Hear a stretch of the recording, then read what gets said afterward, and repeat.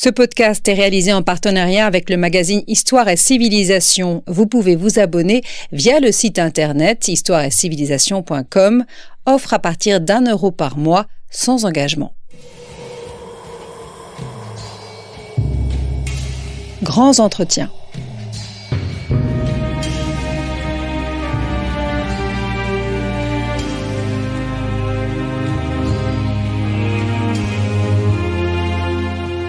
On retrouve Étienne Gros.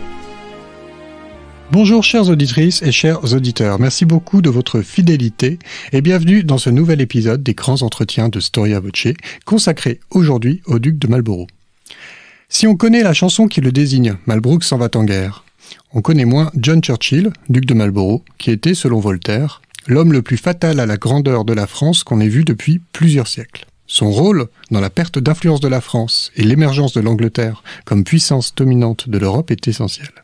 Acteur majeur de la vie politique anglaise au tournant des XVIIe et XVIIIe siècles, il a activement participé au profit de Guillaume d'Orange au renversement et à l'exil du roi d'Angleterre Jacques II, à qui il devait pourtant sa carrière. Plus tard, proche de la reine Anne, il dirige son armée jusqu'à devenir chef des armées de la Grande Alliance, du moins principal chef des armées, qui regroupe l'Angleterre, mais aussi la Hollande, l'Empire des Habsbourg et d'autres, face au roi Soleil. Il sera le principal adversaire du roi Soleil durant la guerre de succession d'Espagne. Comment cet homme, issu d'une famille de la gentry anglaise, on pourrait presque dire un hobereau de province, que rien ne destiné à de grandes fonctions, comment devient-il un homme majeur de l'Europe de son temps ? À la fois excellent militaire et diplomate, faut-il se fier à sa légende noire qui le décrit comme avide de pouvoir, manipulateur, ou plutôt le voir comme un héros qui sauva la liberté de l'Angleterre et de toute l'Europe face à l'hégémonie française, comme le fit son lointain descendant, Winston Churchill, dans l'œuvre qu'il lui a consacrée. Pour répondre à ces questions, je suis ravi d'accueillir Clément Houry. Clément Houry, bonjour. Bonjour. Alors vous êtes archiviste paléographe, docteur en histoire de l'université Paris-Sorbonne et directeur adjoint à la bibliothèque du Muséum national d'histoire naturelle. Spécialiste reconnu de l'histoire de la guerre sous l'Ancien Régime, vous avez publié en 2021 La guerre de succession d'Espagne, lauréat du prix Guizot à l'Académie française.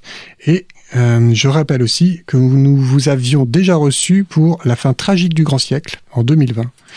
Nous vous recevons aujourd'hui pour votre dernier ouvrage, Le duc de Marlborough, John Churchill, le plus redoutable ennemi de Louis XIV, paru aux éditions Perrin. Alors Clément Houry, de quel milieu vient John Churchill à l'origine ? Le milieu dont il vient, c'est ce qu'on appelle la gentry. On pourrait la traduire par la noblesse non titrée. C'est-à-dire que c'est ou la petite noblesse. C'est un milieu noble, mais ce ne sont pas forcément des gens qui ont beaucoup de pouvoir. Ils ont éventuellement un peu de pouvoir local. Mais en réalité, Marlborough vient d'une famille assez pauvre. Non pas qu'elle était pauvre initialement, mais elle a été ruinée par le fait que le père de John Churchill, Winston Churchill, il s'appelait déjà Winston, était en fait un partisan du roi lors de la révolution qui a eu lieu dans les années 1640.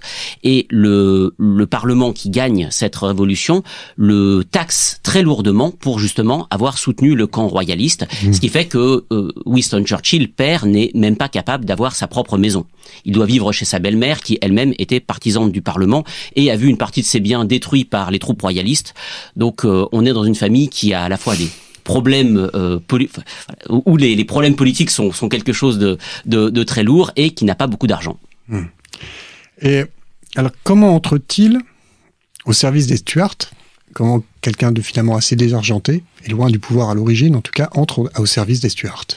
Grâce à un événement qui n'était pas du tout prévisible en réalité, qui se passe dans les années 1660, c'est la restauration de Charles II, qui est le fils de Charles Ier, qui avait été décapité par la révolution de Cromwell.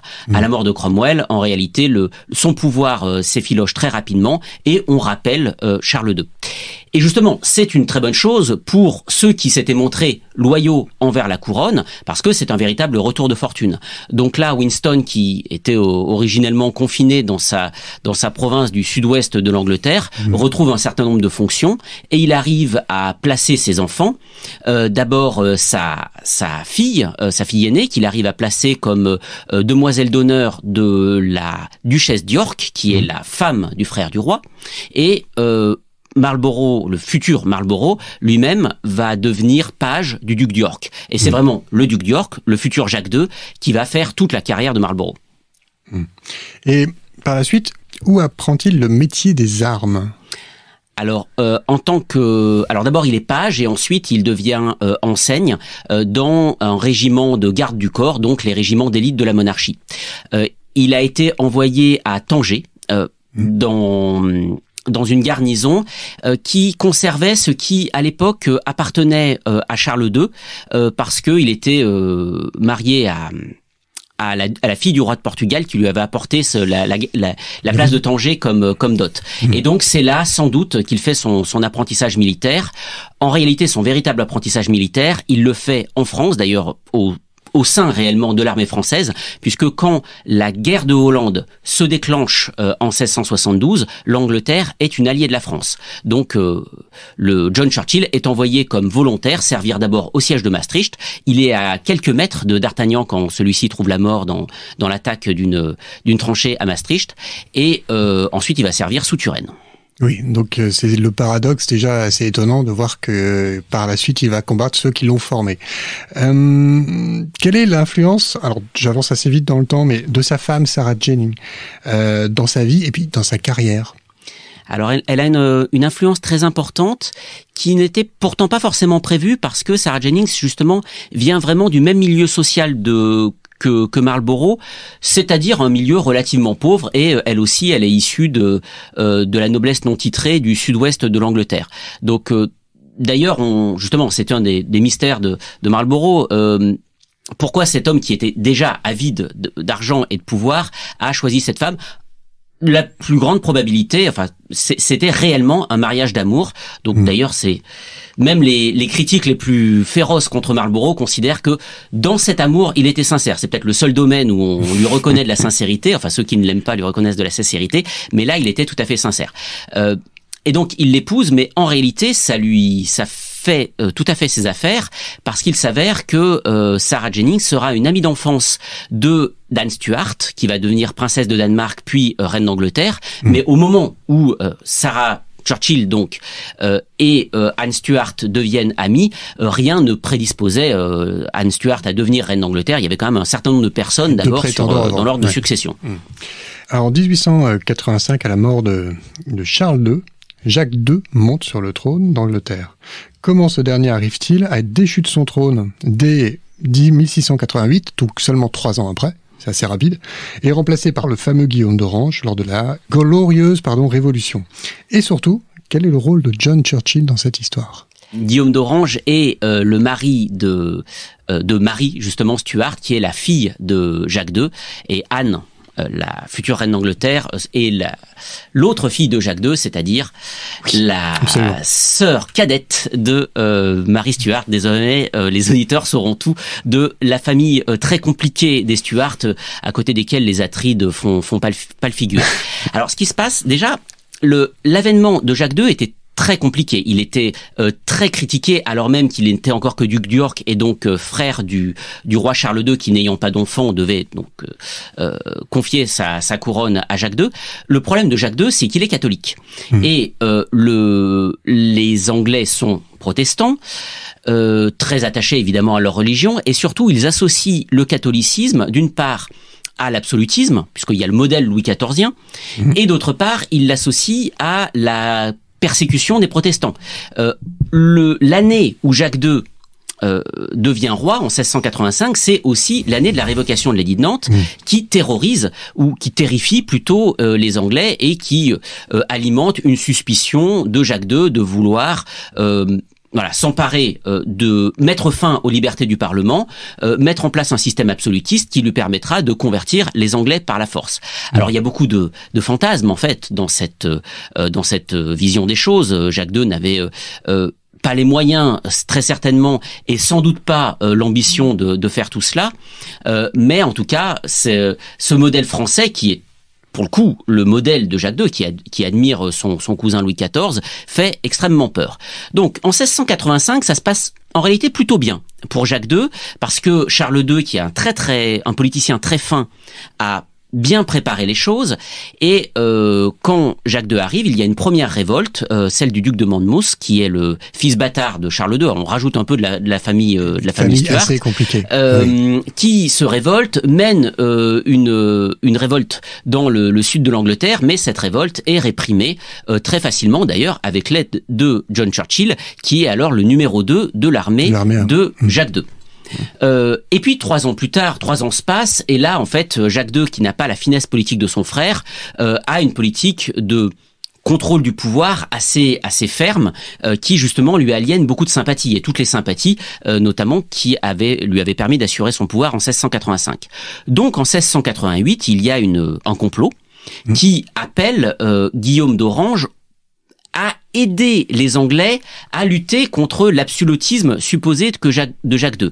Alors ce qui est compliqué, c'est que ces gens ne veulent pas du tout que Guillaume d'Orange devienne roi. Ce qu'ils veulent, c'est que il participe à un coup d'État militaire qui contraindrait un peu le pouvoir de Jacques II et restaurerait les pouvoirs du Parlement. Et d'ailleurs, John Churchill participe activement à ce complot. Quand Guillaume d'Orange débarque en Angleterre, John Churchill fait défection avec une partie des troupes, ce qui entraîne la faillite psychologique de Jacques II, qui finit par s'enfuir. Alors je vous épargne tout un tas d'épisodes. La fille de Jacques II le trahit. La reine Anne s'enfuit elle-même à York, dans le nord de l'Angleterre, donc avec l'aide de Sarah Churchill. Donc Jacques II est complètement désespéré et ça l'amène à s'enfuir. Et finalement, comme il y a une vacance du pouvoir qui n'était pas du tout prévue, le Parlement anglais est amené à confier la couronne à Guillaume d'Orange, qui devient Guillaume III. Quel changement de ligne politique, ce changement de roi, implique-t-il ? Alors certains considèrent que ce qu'on a appelé la glorieuse révolution de 1688 est une révolution conservatrice, voire presque une révolution sans révolution. C'est-à-dire l'idée serait que on revient à ce qui a été toujours la constitution non écrite de l'Angleterre, c'est-à-dire un équilibre des pouvoirs entre d'un côté le roi qui détient l'exécutif et le Parlement, lui-même composé de la Chambre des communes et de la Chambre des lords, qui détient à la fois le pouvoir législatif, mais aussi les cordons de la bourse, puisque c'est le Parlement et surtout la Chambre des communes qui votent les impôts. Donc un roi qui est certes chef de l'armée, mais sans les moyens de financer son armée, n'a en réalité pas beaucoup de pouvoir. C'est vrai, en partie, et parce qu'on sait que les Anglais sont obsédés justement par cette logique d'équilibre. D'un autre côté, il y a quelque chose de vraiment révolutionnaire dans la Glorieuse Révolution, parce que ce qui se passe, c'est que le roi devrait être choisi dans une logique dynastique. Là, en réalité, c'est plus du tout le cas, puisque on considère que Jacques II a abdiqué. Jacques II a lui-même un fils, qui est qui est arrivé tardivement. C'est pour ça qu'on accuse ce fils de ne pas être un héritier légitime et d'avoir été apporté dans une bassinoire par des jésuites. Et ça arrange tout le monde. Voilà, ça arrange tout le monde, puisque comme ça permet aux gens qui croient à la légitimité dynastique de dire, bah non, il n'est pas légitime, puisque ce n'est pas réellement le fils de Jacques II, évidemment. Plus personne ne croit à cette hypothèse, c'était le fils de Jacques II. Donc en fait, en réalité, on revient sur les principes dynastiques qui fondent quand même la monarchie britannique, et cette espèce de possibilité pour le Parlement de chasser un roi et de choisir le roi qui lui convient le mieux est quand même quelque chose de totalement nouveau. D'ailleurs, ça déplaît assez au duc de Marlborough, qui est quand même quelqu'un d'un peu conservateur. Donc il se fait un peu tirer l'oreille pour accepter de considérer Guillaume d'Orange comme son roi. Alors justement, quelles sont leurs relations pendant, on va dire, le règne de Guillaume d'Orange ? Elles ne sont pas bonnes, mais de toute façon, Guillaume d'Orange a de mauvaises relations avec absolument tous les Anglais. Elles sont sans doute pires avec Marlborough, mais Guillaume d'Orange, qui est un très fin politique, sait au moins reconnaître les talents de Marlborough. Donc d'abord, justement, c'est Guillaume III qui fait John Churchill comte de Marlborough. Parce qu'auparavant, c'est lui qui lui octroie ce titre de comte en remerciement de ses bons et loyaux services quand justement Churchill a fait défection. Mais très rapidement, Marlborough s'aperçoit que il ne va pas avoir au sein de l'armée britannique le rôle qu'il escomptait, parce que Guillaume d'Orange se méfie des Britanniques, d'ailleurs il les méprise un peu, il méprise leur talent militaire, donc il donne les plus hautes fonctions à des étrangers, donc notamment des Hollandais ou des Huguenots français. Donc là où Marlborough était très frustré sous Jacques II parce qu'on donnait les plus hautes fonctions à des catholiques, là avec Guillaume d'Orange on donne les plus hautes fonctions à des Français Huguenots ou à des Hollandais ou des Allemands. Voilà. Donc finalement il va tenter Marlborough un peu de se réconcilier avec Saint-Germain, c'est-à-dire la cour de Saint-Germain, c'est là où Jacques II le roi déchu, s'était installé, donc à côté de Paris évidemment, on parle de Saint-Germain-en-Laye. Et donc il va comploter un peu avec tout le monde, il défend aussi le parti de la princesse Anne, et donc à un moment, Guillaume d'Orange en a assez, et il le fait enfermer à la Tour de Londres pour lui expliquer que il en a assez de tous ces complots. Finalement, il peut pas garder un lord, parce que entre-temps, évidemment, il est devenu lord à la Tour de Londres sans trop de raison, donc Marlborough finit par sortir, et il a une période de traversée du désert. C'est intéressant, déjà, il ne peut pas garder un lord à la Tour de Londres. Ça veut bien dire que quand même le Parlement, dans cette affaire, a quand même un pouvoir énorme sur Guillaume d'Orange, sur le roi, en fait. Ah, tout à fait. L'arbitraire n'existe pas, ou seulement pendant quelques jours. En fait, Marlborough fait jouer son droit d'habeas corpus, et on considère que seule la Chambre des Lords peut juger un lord. Et à cette époque-là, non seulement Guillaume III n'a pas beaucoup de preuves contre Marlborough, mais surtout, il y a beaucoup de lords qui ont tenté de se réconcilier avec Jacques II. C'est vrai qu'il complote beaucoup. Marlborough, et c'est un des principaux comploteurs, mais c'est pas le seul. Et donc, si jamais les lords acceptaient qu'on condamne Marlborough pour ce que Marlborough a fait, c'est-à-dire discuter avec Jacques II, il y en aurait beaucoup à la Chambre des Lords qui se trouveraient condamnés. Donc, on a envie de mettre un peu la poussière sous le tapis. En 1701, finalement, le roi le fait ambassadeur extraordinaire aux Provinces-Unies et lui confie le commandement des troupes anglaises uniquement sur le continent. Alors, pourquoi intervient ce retour de fortune? C'est après à peu près une dizaine d'années, je dirais, de traversée du désert. Oui, tout à fait, une petite dizaine d'années. En fait, Guillaume III n'a pas d'enfant, et donc il sait que après lui, la couronne doit revenir à Anne Stuart. Alors, il n'aime pas du tout Anne Stuart, mais il n'a pas le choix. En fait, s'il veut que Anne Stuart continue son œuvre, c'est-à-dire une sorte de construction d'une vaste coalition contre Louis XIV, il doit faire en sorte que d'associer des gens de la cour d'Anne Stuart à ses décisions. Et en fait, s'il refait venir Marlborough sur le devant de la scène, c'est d'abord parce qu'il est conscient que Marlborough a de grandes qualités diplomatiques et militaires, mais surtout parce qu'il sait que Marlborough, après sa mort, va avoir un rôle important, et que donc il sera le meilleur instrument de la continuation de sa politique. Donc tout le paradoxe, c'est que il n'a pas le choix. Pour continuer sa politique, il doit faire confiance à quelqu'un qu'il considère comme un traître en puissance, Marlborough, et une future reine pour qui il n'a aucune estime, sa belle-sœur, Anne Stuart. Voilà. Vous avez quelques mots dans le livre où je crois que vous dites une belle-sœur qui le déteste et un traître qu'il considère mal, mais en fait, c'est pour pouvoir continuer sa politique qu'il fait ça, il n'a pas d'autre choix. Il n'a pas d'autre solution. Et ça marche. Et ça marche, bien sûr, ça marche. Justement, alors quel est le rôle, alors en 1701 seulement, quel est le rôle de Marlborough au sein de cette alliance? Alors, en 1701, il a un rôle d'ambassadeur plénipotentiaire pour l'Angleterre. C'est-à-dire que c'est lui qui négocie les termes de la Grande Alliance, ce qu'on appelle la Grande Alliance, qui est signée à La Haye. C'est la réunion des intérêts de la Hollande, de l'Angleterre, qui deviendra le Royaume-Uni au cours du conflit, et de l'empereur à l'époque Léopold, et donc plus largement de l'Empire. Et donc, à cette Grande Alliance s'agrègent progressivement tout un tas de princes plus petits, allemands ou le Portugal ou la Suède progressivement. Ouais. Et donc lui, voilà, il négocie les termes pour l'Angleterre. Donc il a d'abord un rôle d'ambassadeur, et aussi en tant que chef des armées anglaises, il doit remettre sur pied l'armée anglaise qui a été démobilisée après la guerre précédente pour que ce soit une force militaire immédiatement utile. Alors d'ailleurs, quand on parle de mettre en place la guerre, là le Parlement est souvent d'accord, le Parlement anglais, j'entends, pour financer. C'est-à-dire qu'en fait la levée des impôts est complètement conditionnée à l'accord du Parlement sur la politique étrangère. C'est bien ça? Tout à fait. Il faut vraiment avoir l'accord du Parlement. C'est pour ça que Guillaume d'Orange, pour convaincre le Parlement qu'il faut la guerre, mène une véritable campagne de propagande extrêmement habile en expliquant que si jamais il ne lutte pas contre Louis XIV, les armées de Louis XIV vont arriver en Angleterre pour rétablir les Stuarts déchus. Donc les catholiques. Donc les catholiques, donc le catholicisme, que les dragonnades vont arriver en Angleterre, que les Irlandais vont surgir en Angleterre pour s'emparer du pouvoir. Donc évidemment, il y a une campagne psychologique qu'on connaît bien dans tous les conflits pour faire monter la sauce, pour que les Anglais soient convaincus que leur sécurité est menacée par la France. Alors justement, donc Guillaume a eu le nez assez fin, vu qu'il meurt l'année suivante. Donc ça, quelles sont les conséquences donc pour John Stuart de la disparition du roi Guillaume?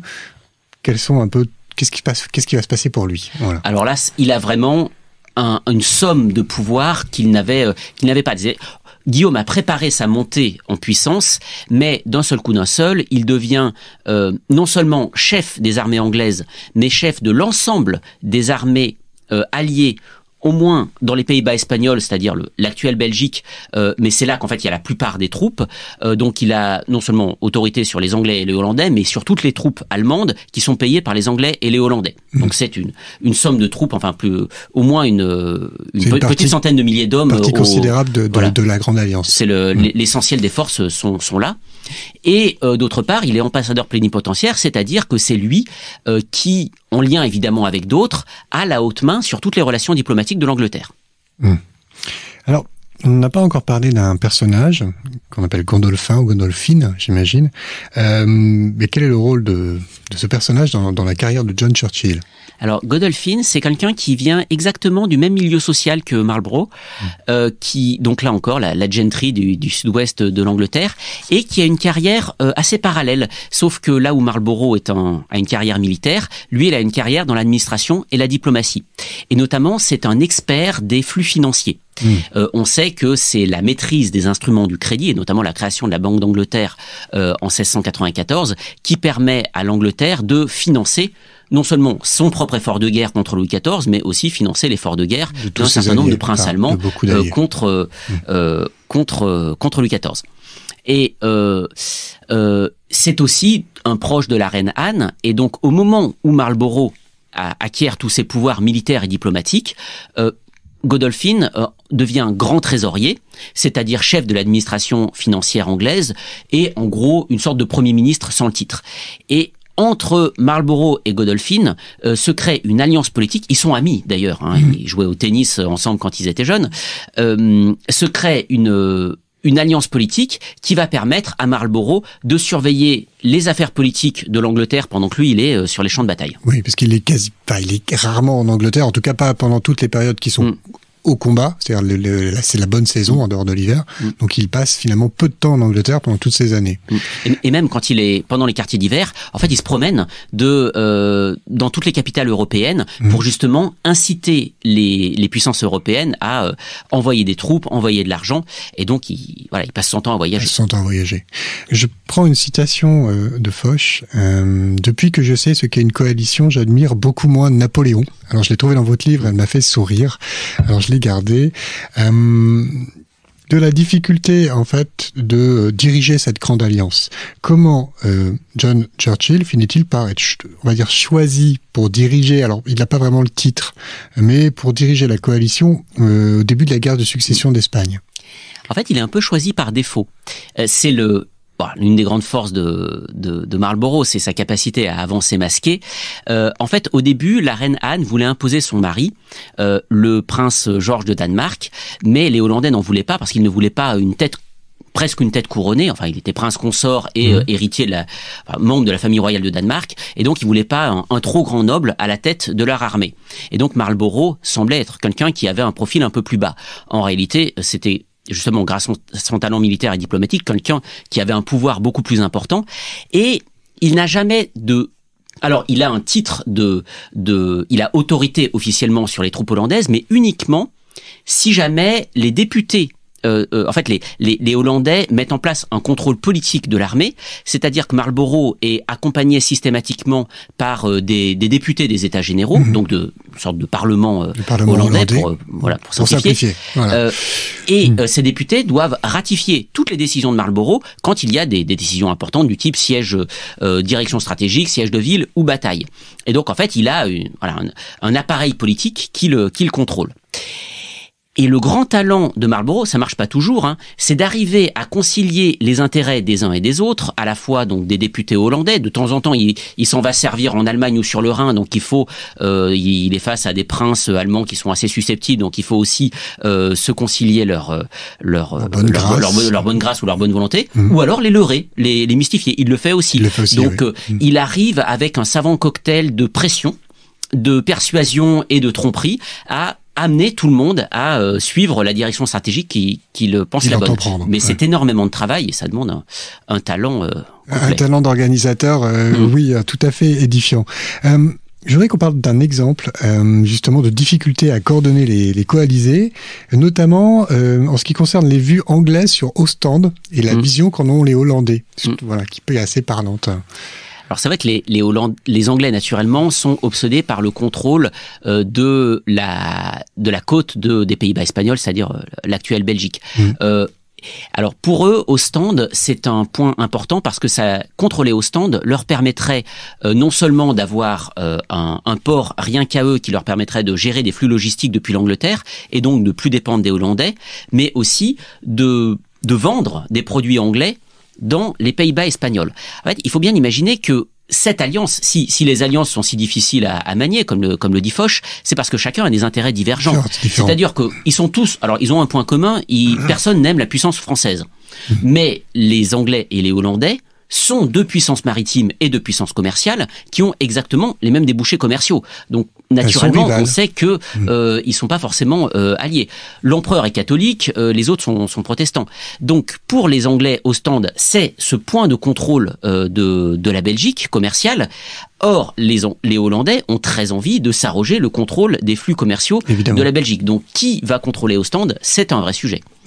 Alors, et ça n'est qu'un exemple. Voilà. Ça n'est qu'un exemple. Vous êtes bien à l'écoute de Storia Voce. Je reçois Clément Houry pour le Duc de Marlborough. Ce podcast vous est offert avec le soutien de l'association Storia Voce qui existe toujours. Vous pouvez continuer à nous soutenir, à soutenir l'association via la page d'accueil de notre site. Alors, Clément Houry, Blenheim, parlons de Blenheim. Première vraie défaite française depuis de nombreuses années, en 1704. Pourquoi dissimule-t-il ses objectifs aux Hollandais pour cette bataille ? Alors, ce qui se passe au début de l'année 1704, c'est que les Alliés ont très peur que l'effort de guerre des États des Habsbourg, ça s'appelle pas encore l'Autriche, mais je vais dire l'Autriche, c'est plus simple, s'effondre. Parce que d'un côté, les Français ont réussi à s'implanter en Bavière, qui est l'allié de Louis XIV. De l'autre, il y a une vaste révolte de la Hongrie, ce que les Hongrois considèrent eux-mêmes comme leur première guerre d'indépendance, qui menace Vienne par l'Est. Donc les Alliés ont très peur que les Français attaquant vers l'Est et les Hongrois par l'Ouest, Vienne se trouve coupée et envahie. Donc Marlborough veut envoyer les troupes anglaises et hollandaises dans l'Empire pour envahir la Bavière et lever la menace. Le problème, c'est que les Hollandais, eux, voient les troupes françaises qui sont encore très proches de leurs frontières. Ils sont pas protégés par la mer comme les Anglais. Donc, ils n'ont pas du tout envie d'envoyer leurs troupes au loin. Donc, au début, Marlborough leur dit, on va peut-être faire une campagne sur la Moselle. Comme ça soulagera un peu l'Empire et en même temps, les troupes seront pas trop loin. Et puis bon, ils vont sur la Moselle et puis après, il dit mais peut-être qu'on pourra aller sur le Rhin. On reste encore à proximité et puis on a des bateaux, on pourra revenir rapidement. Et puis après, quand il est sur le Rhin et que les centres de décision sont un peu plus loin, en fait, il fonce dans l'Empire. Et donc, il arrive à affronter les Français en Bavière et là, il les bat à plat de couture. Et vous dites que oui, ils n'ont pas été battus à ce point depuis longtemps. Effectivement, on considère que Blenheim met fin à 60 ans de quasi-invincibilité militaire française. C'est-à-dire que le grand siècle militaire commence avec la bataille de Rocroi. où les Français arrivent à battre les Espagnols et acquérir la prépondérance militaire, et ça se termine 60 ans plus tard à Blenheim, parce que les Français sont écrasés. Ils perdent une armée sur deux, à peu près, 12 000 soldats prisonniers dans un village, et la totalité de la Bavière, plus un certain nombre de places sur le Rhin. Donc c'est une catastrophe militaire qu'ils n'ont pas connue depuis très longtemps. En 1705, alors, arrive justement ce que vous avez évoqué, donc la fusion des parlements d'Angleterre et d'Écosse, donc c'est quand même un événement important dans l'unité de la Grande-Bretagne. La même année, il y a la bataille de Ramillies. Alors quelle est l'importance de cette bataille dans cette suite de conflits qui va durer encore quelques années? Alors Ramillies, c'est en 1706. Pardon. Ramillies, c'est une bataille qui, pour le coup, a lieu sur un champ de bataille traditionnel d'affrontement de l'Angleterre, de la France et des différents princes allemands. C'est l'autre grande victoire de Marlborough. Là, les Français sont à nouveau battus à plat de couture. Mais là, ce sont leurs meilleures troupes qui sont battues, les troupes de la Maison du Roi. Donc c'est extrêmement humiliant, et surtout, ils sont forcés d'évacuer la quasi-totalité des Pays-Bas espagnols. Donc la Belgique, qui était le champ de bataille traditionnel, qui était hérissé de places fortes et qui donc était un lieu où il y avait des opérations militaires généralement très lentes, est perdue quasiment en une seule bataille. Alors, y a d'autres raisons que l'explication militaire, mais c'est tout à fait spectaculaire. Et après, en fait, les Français se voient rejetés sur leurs propres frontières et donc la situation change complètement. Quels sont les enjeux entre alliés pour gouverner les Pays-Bas à cette période? Eh bien justement, il y a des grosses tensions économiques pour savoir. Il y a à la fois des tensions économiques et politiques. D'un côté, ce qui se passe, c'est que les Pays-Bas espagnols sont revendiqués d'un côté par Philippe V, qui est le petit-fils de Louis XIV et qui revendique la couronne d'Espagne, donc les Pays-Bas espagnols en font partie, et de l'autre, le fils de l'empereur, l'archiduc Charles, revendique lui aussi la couronne espagnole. Donc l'idée, c'est que l'objectif de la Grande Alliance, c'est de grignoter tous les territoires périphériques de la couronne espagnole, donc les Pays-Bas, le Milanais en Italie, et avant d'envahir l'Espagne pour chasser complètement Philippe V de tous ces territoires. Donc officiellement, quand les Alliés envahissent l'actuelle Belgique, c'est envahi au nom de l'archiduc Charles, qui se fait appeler Charles III d'Espagne. Sauf que les Hollandais l'ont conquis avec leur argent, parce que l'empereur n'en a pas beaucoup, et leur argent, le sang de leurs troupes, et donc évidemment ils ont envie d'imposer leur pouvoir. Les Anglais, eux, n'ont pas du tout envie que les Hollandais s'installent trop fortement, parce que eux-mêmes ont leurs propres intérêts. Donc il y a une sorte de jeu à trois où Marlborough a un rôle d'arbitre. Ce qui se passe, c'est qu'assez intelligemment, l'empereur et son propose à Marlborough d'avoir le rôle de gouverneur général des Pays-Bas espagnols, c'est-à-dire une sorte de rôle de vice-roi.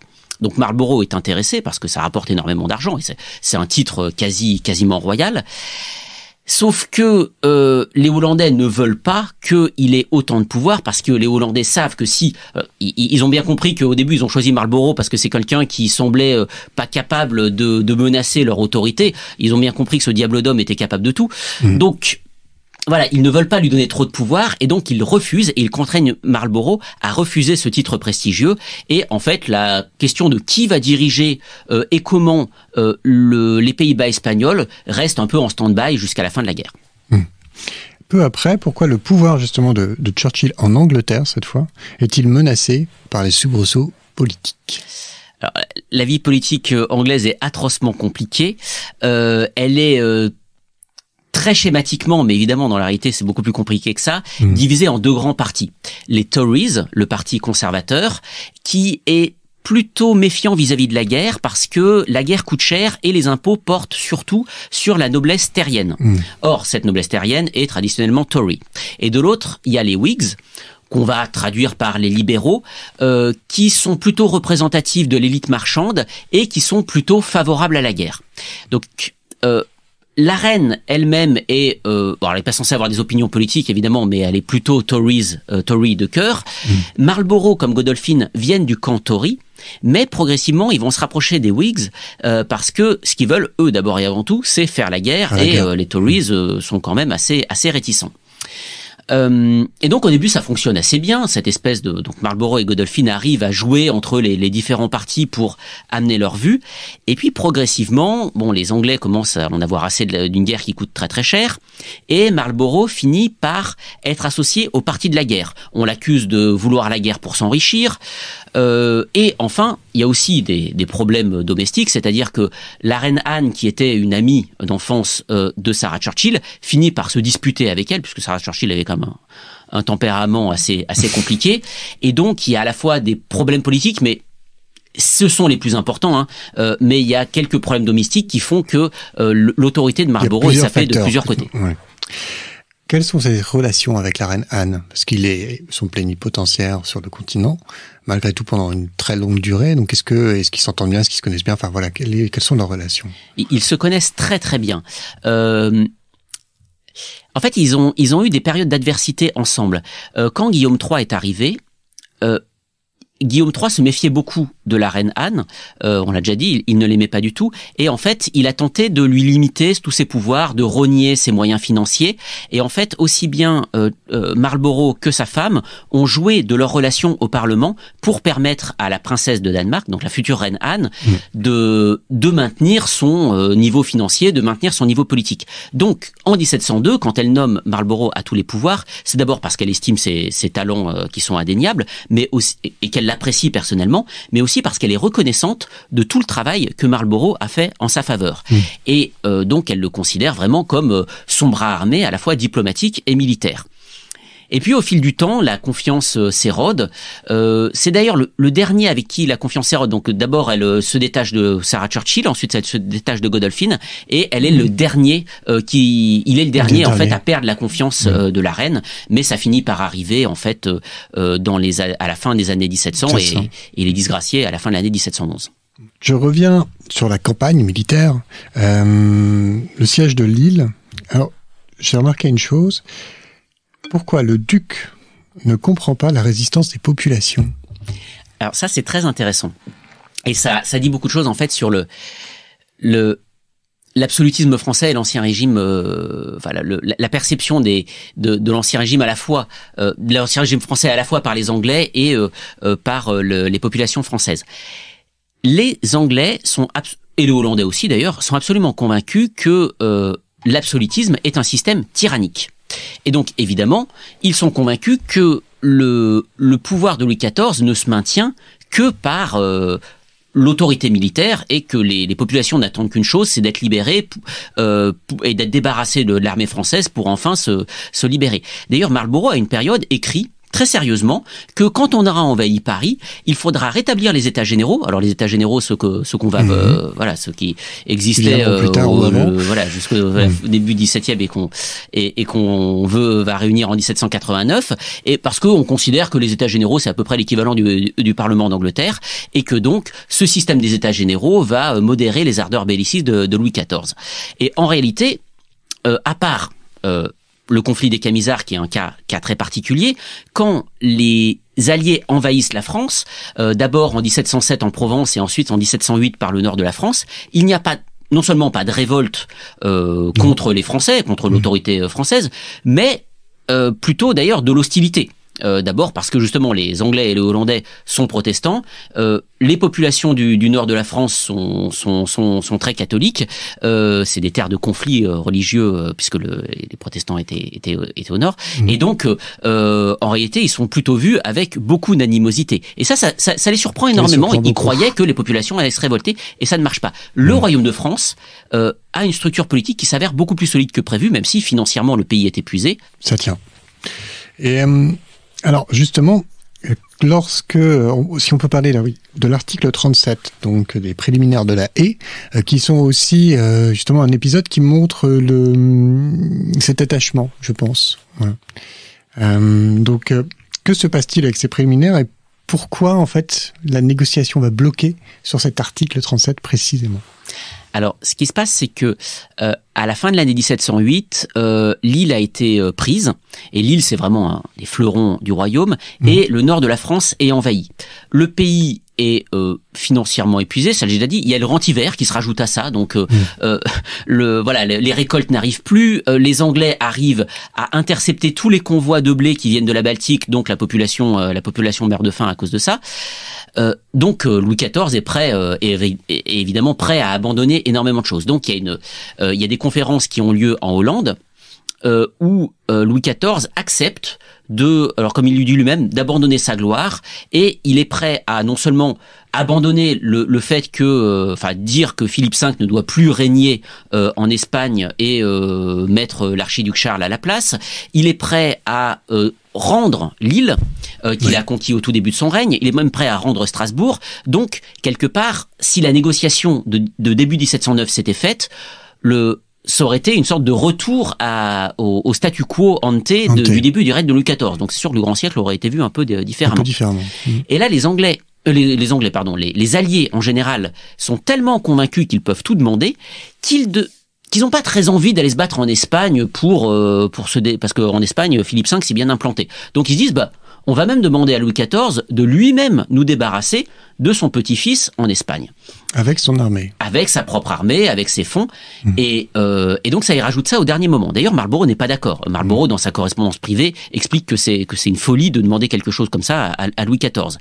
Et de fait, quand Louis XIV découvre, donc c'est le fameux article 37. Cet article 37, il dit non, j'aurais tout accepté, mais ça je ne peux pas. Donc il rompt les négociations.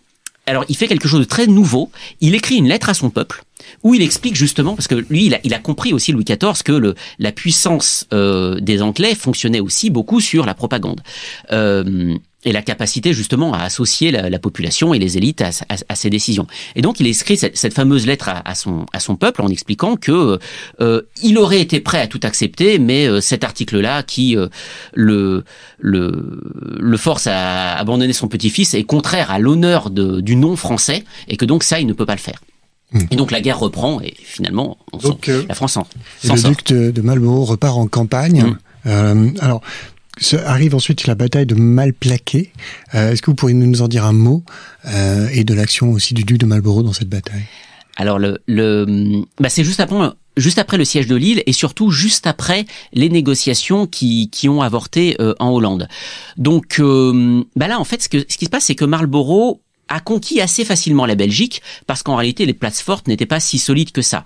On connaît l'œuvre de Vauban, on sait qu'il a enserré la France dans une ceinture de fer, et donc dans le nord de la France il y a même une double ligne de forteresses. Il faut dire que le nord de la France a quand même pas beaucoup de défense naturelle. De défense naturelle. Il y a ni montagne ni grand fleuve, donc il a bien fallu construire des forteresses. Et donc là, Marlborough se casse un peu les dents. Alors, il progresse, il s'empare de forteresse après forteresse, mais ça va très lentement. Et c'est justement pour ça que les Anglais commencent à trouver que la guerre est longue. Et donc, il investit, à la fin de l'année 1709, il investit la place de Mons. Et là, les Français, qui en ont un peu assez de voir toutes leurs forteresses prises, décident de proposer une bataille. Donc c'est une bataille extrêmement sanglante, parce que les Français, qui sont en nette infériorité numérique, ont le temps de se retrancher. Ils ont 3 jours pour se retrancher. Donc les Alliés les attaquent, mais la bataille est sanglante. Et non seulement... Alors les Français sont battus techniquement parce qu'ils abandonnent le champ de bataille, mais d'abord ils ne sont pas écrasés comme les batailles précédentes où les Français s'enfuyaient en désordre. Ils s'enfuient en bon ordre, et surtout ils ont 12 à 15 000 morts côté français, et il y a presque 25 000 morts côté alliés. Donc c'est véritablement une saignée qui fait penser aux Alliés que le temps des grandes victoires faciles est passé. Et voilà, c'est d'autant plus inutile que l'année d'après, on fait les négociations exactement sur les mêmes termes. Donc c'est une bataille pour rien. Alors justement, on arrive en 1710, puis 1711. Churchill va être désavoué. Alors pourquoi est-il désavoué, et est-ce qu'il voit, j'ai envie de dire, la fin de son travail? Le grand échec de Churchill, ce n'est pas un échec militaire, c'est un échec diplomatique. C'est-à-dire que il était le premier à penser que ça ne servait à rien d'embêter Louis XIV avec cette espèce d'humiliation de l'article 37, et qu'il fallait passer là-dessus. Mais il n'est pas capable, son crédit est quand même très très entamé, hein, à force de manœuvrer les uns contre les autres, de dire à tout le monde ce qu'il veut entendre. Bon, on finit par plus trop le croire et tout le monde se méfie de lui. Et donc, il n'est pas capable d'amener les alliés à s'entendre et à lâcher l'article 37 et faire signer la paix. Et donc, il y a un nouveau round de négociations début 1710, et là, il échoue complètement. S'il avait réussi, il aurait été considéré comme le pire ennemi de la France sur tout l'Ancien Régime. Mais il échoue. Et donc ensuite, il reprend le chemin de la guerre et il se contente d'accumuler des petites victoires où il s'empare de ville après ville. Ce qui, d'un point de vue militaire, on peut pas vraiment lui reprocher. C'est pas une période de défaite parce qu'il peut pas faire mieux. Mais tout le monde finit par se lasser. Et les Anglais qui ont eu l'habitude de victoires faramineuses se disent que peut-être il ne veut pas avoir de grandes victoires parce qu'il gagne beaucoup d'argent, ce qui est vrai, lors de ses campagnes. Donc on finit par se méfier et c'est ça qui amène son discrédit. Son discrédit. Au final, revenons un peu sur son image. Comment vous positionnez le duc de Marlborough entre sa légende noire, manipulatrice, et son image de sauveur de l'Europe que certains ont tenté de lui donner? Alors c'est le grand mystère du duc de Marlborough, et c'est pour ça que c'était intéressant de travailler sur ce personnage. Je me garderais bien d'avoir une décision définitive à son sujet. Bon, on peut considérer, alors Winston Churchill en a fait la biographie, où il est une sorte de héros sans peur et sans reproche. Marlborough avait d'immenses qualités. De stratège, de tacticien, de diplomate, mais il avait quand même de gros défauts. Il aimait beaucoup l'argent, il aimait beaucoup les titres, et il s'est beaucoup enrichi. Alors, c'est vrai que ce qui est compliqué, c'est que il s'est beaucoup servi sur les revenus de son armée.